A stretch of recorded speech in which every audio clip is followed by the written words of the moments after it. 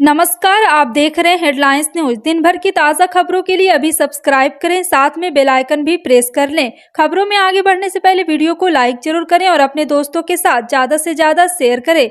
और आप किस राज शहर से न्यूज को देख रहे हैं, कमेंट में जरूर लिखिए। बता दें, पूर्व मुख्यमंत्री कमलनाथ ने सोमवार को मजदूर दिवस पर बड़ी घोषणा करते हुए कहा है कि मध्य प्रदेश में कांग्रेस की सरकार आने पर 1 मई को सरकारी अवकाश घोषित किया जाएगा। इसके साथ ही कमलनाथ ने घोषणा करते हुए कहा है कि पत्रकारों के लिए भी सुरक्षा कांग्रेस और कानून बनाएगी। और आपको बता दें कि दरअसल कमलनाथ गोविंदपुरा विधानसभा सीट के पिपलानी में मजदूर दिवस पर आयोजित एक सभा को संबोधित कर रहे थे। मजदूर और कांग्रेस कार्यकर्ताओं को संबोधित करते हुए कमलनाथ ने कहा, पहले भारत हैवी इलेक्ट्रिकल लिमिटेड से गुजरते थे, हजारों मजदूर दिखते थे, अब सिर्फ चंद हजार मजदूर बचे हैं। सुप्रीम कोर्ट ने छत्तीसगढ़ सरकार को बड़ी राहत दी है। कोर्ट ने सरकारी नौकरी और आरक्षण में 58% आरक्षण बरकरार रखने का आदेश दिया है। हालांकि सुप्रीम कोर्ट की ओर से यह अंतरिम राहत है। कोर्ट इस मामले में सुनवाई करेगा। दरअसल इससे पहले 2022 में छत्तीसगढ़ हाईकोर्ट ने भूपेश बघेल सरकार के आरक्षण का दायरा बढ़ाकर 58% करने के फैसले को असंवैधानिक बताते हुए इस पर रोक लगा दी थी, लेकिन अब सुप्रीम कोर्ट ने हाईकोर्ट के आदेश को पलट दिया। कांग्रेस नेता राहुल गांधी ने सोमवार को प्रधानमंत्री नरेंद्र मोदी पर निशाना साधते हुए कहा है कि उन्हें यह समझना चाहिए कि कर्नाटक चुनाव उनके बारे में नहीं है। राहुल गांधी ने प्रधानमंत्री के इस आरोप को लेकर यह बात कही कि कांग्रेस की ओर से उन्हें 91 बार अपशब्द कहे गए। राहुल गांधी ने प्रधानमंत्री से कहा है कि उन्हें अपने बारे में बात करने के बदले कर्नाटक में भारतीय जनता पार्टी की सरकार के काम और भविष्य की योजनाओं के बारे में चर्चा करनी चाहिए। उन्होंने यह तुमकुरू जिले में एक चुनावी सभा को संबोधित करते हुए कहा है। मनी लॉन्ड्रिंग केस में राष्ट्रवादी कांग्रेस पार्टी नेता नवाब मलिक को सुप्रीम कोर्ट से राहत नहीं मिली है। सुप्रीम कोर्ट ने मेडिकल आधार पर नवाब मलिक की जमानत याचिका पर सुनवाई से इनकार कर दिया है। कोर्ट ने कहा है कि बॉम्बे हाईकोर्ट इस मामले में मंगलवार को सुनवाई करेगा। अगर हाईकोर्ट सुनवाई नहीं करता है तो याचिकाकर्ता फिर से शीर्ष अदालत आ सकता है, लेकिन फिलहाल हाईकोर्ट को ही जमानत पर फैसला लेने दे। केंद्र सरकार ने आतंकवादी गतिविधियों पर एक बड़ी कार्रवाई करते हुए 14 मोबाइल मैसेजिंग एप्लीकेशन पर प्रतिबंध लगाया है। ये ऐप कथित रूप से जम्मू कश्मीर में आतंकवादी समूह द्वारा इस्तेमाल किए जा रहे थे। इसके जरिए आतंकवादी समूह अपने समर्थक और ओवरग्राउंड वर्कर के साथ संवाद करते थे। इतना ही नहीं, पाकिस्तान से निर्देश प्राप्त करने के लिए भी इनका उपयोग किया जा रहा था। सूत्रों ने यह जानकारी दी। प्रतिबंधित ऐप में क्रिप्टोवाइजर, एग्निमास, फेस मीडिया, फायर ब्रेयर और बीचैट जैसे कई है शामिल। कर्नाटक विधानसभा चुनाव 2023 को लेकर बीजेपी ने अपना घोषणा पत्र जारी कर दिया है। बीजेपी ने कर्नाटक की जनता को लुभाने के लिए कई तरह के वादे किए हैं।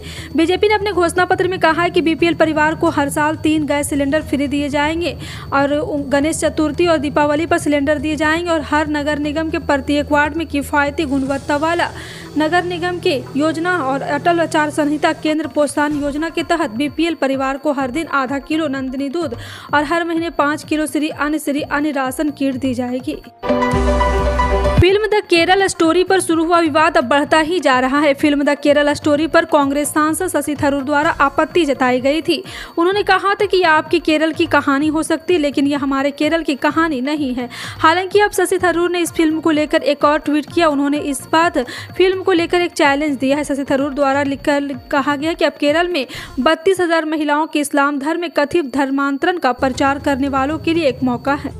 पूर्व सांसद आदिवासी नेता नंद कुमार साय कांग्रेस में शामिल हो गए। पीसीसी अध्यक्ष मोहन मरकाम ने साय को कांग्रेस की सदस्यता दिलाई। इस दौरान राजीव भवन में मुख्यमंत्री भूपेश बघेल, वन मंत्री मोहम्मद अकबर, प्रेम साय सिंह टेकॉम, अनिल भेड़िया, सत्यनारायण शर्मा समेत कांग्रेस के कई नेता मौजूद रहे।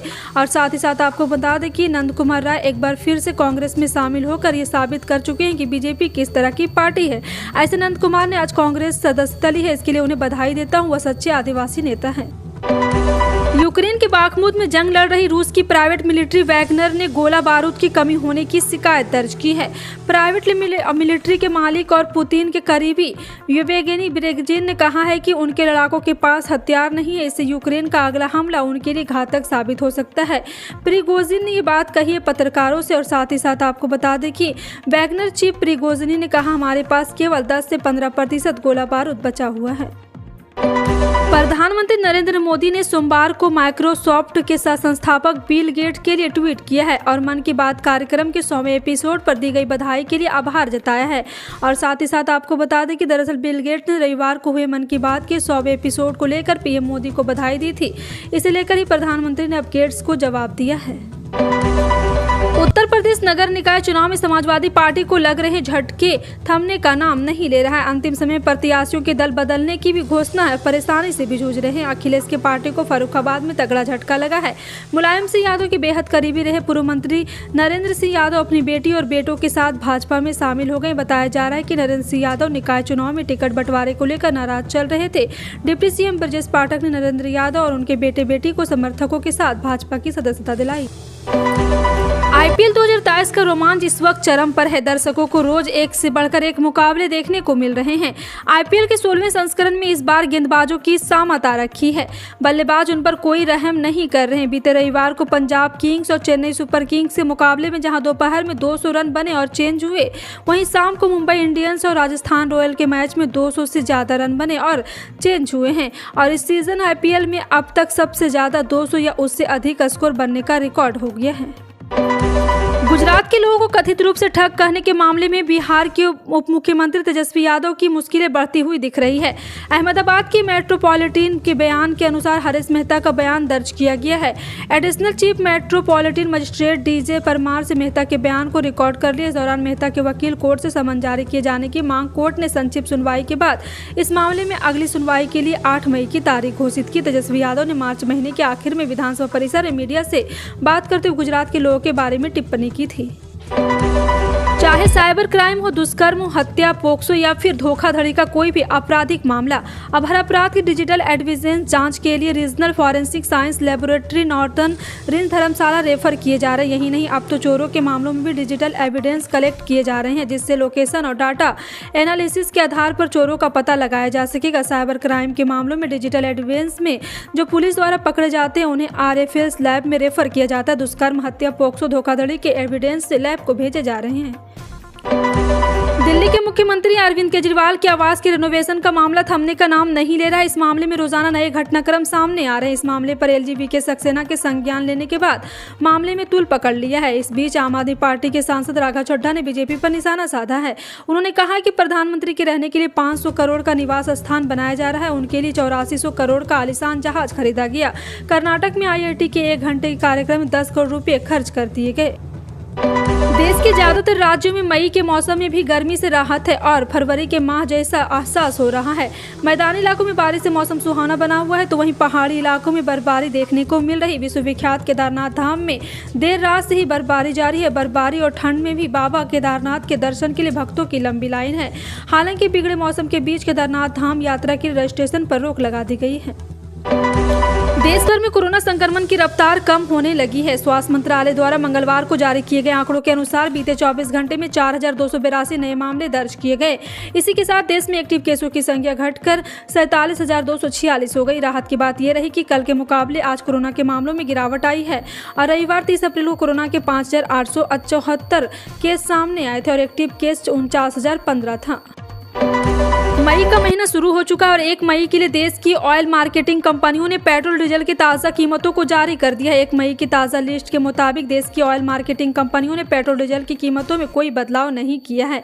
पेट्रोल डीजल की दाम आज भी स्थिर है और यहाँ कोई बदलाव नहीं किया गया है। बता दें कि देश में 22 मई के बाद से पेट्रोल डीजल की कीमतों में कोई बदलाव नहीं हुआ है। क्रूड ऑयल के सस्ते और महंगे होने के बाद भी पेट्रोल डीजल में कोई असर नहीं हुआ है। सोने और चांदी के दाम में लगातार उतार चढ़ाव चल रहा है। बीते कुछ दिनों से सोने के भाव जहां काफी तेजी से बढ़े, वहीं रुक रुक कर उनमें स्थिरता भी देखी गई है, जबकि कई बार सोने चांदी के भाव कम भी हुए हैं। अंतर्राष्ट्रीय बाजार में सोने और चांदी की अब डिमांड कम होते जा रही है। यही वजह है कि अब धीरे धीरे सोने और चांदी के भाव में कमी देखी जाएगी। एक्सपर्ट का मानना है कि आने वाले दिनों में यह कमी देखने को मिलेगी और सोने के भाव पुराने स्तर पर लौट सकता है। और गिरावट के बाद सोने चांदी के क्या भाव है? जी हाँ, आपको बता दें कि 24 कैरेट सोने का भाव 60,760 रुपये है और 24 कैरेट सोने का रेट 60,930 रुपये था। केंद्र सरकार के कर्मचारियों को आने वाले दिनों में बड़ी खुशखबरी मिल सकती है। मीडिया रिपोर्ट के मुताबिक सरकार जल्द ही 1 जुलाई से शुरू होने वाली अवधि के लिए कर्मचारियों के महंगाई भत्ते या DA में 3-4% की बढ़ोतरी कर सकती। खुदरा महंगाई मार्च 2023 में RBI की 6% की ऊपरी सीमा से घटकर 5.66% पर आ गई, लेकिन यह रिजर्व बैंक के 4% के लक्ष्य के अभी दूर है। इसलिए महंगाई बरकरार है। सरकार बढ़ती महंगाई को ध्यान में रखते हुए कर्मचारी और पेंशन भोगियों को DA और DR देती है। आने वाले दिनों में बिजली के रेट बढ़ना तय है, क्योंकि वित्त वर्ष 24 के लिए कई राज्य पहले ही नए टैरिफ ऑर्डर लेकर आ चुके हैं और उनमें से कुछ ने टैरिफ बढ़ा दिए। हालांकि बिजली उत्पादन खर्च में संभावित वृद्धि के साथ साल के दौरान टैरिफ में और बढ़ोतरी हो सकती है। बिजली का उत्पादन करने वाली कंपनी महंगे आयातित कोयले को लागत और कोयले के ट्रांसपोर्टेशन में लंबा रास्ता तय कर रहा है। बिजली की दरें कुछ राज्यों में बढ़ रही और आने वाले दिनों में बढ़ने की उम्मीद है। सितंबर अक्टूबर 2021 और अप्रैल मई 2022 में कोयले के संकट के बाद केंद्रीय ऊर्जा मंत्रालय ने इस साल की शुरुआत में सभी बिजली उत्पादन कंपनियों को सितंबर तक अपनी आवश्यकता के 6% तक आयातित कोयले को मिलाने का निर्देश दिया था। और साथ ही साथ आपको बता दें कि इसके अलावा पूर्वी राज्यों में पश्चिम भारत में यूजर प्लांट तक कोयले की ढुलाई के लिए रेल शिप रेल मार्ग के उपयोग से भी लागत में वृद्धि हुई है। आपका इन सभी खबरों पर क्या कहना है, कमेंट सेक्शन में टाइप करके जरूर बताएं। इसी तरह की पल पल की अपडेट जानने के लिए जुड़े रहें आप अपने हेडलाइंस न्यूज के साथ। मिलते हैं अगली बड़ी खबर में, तब तक के लिए जय हिंद।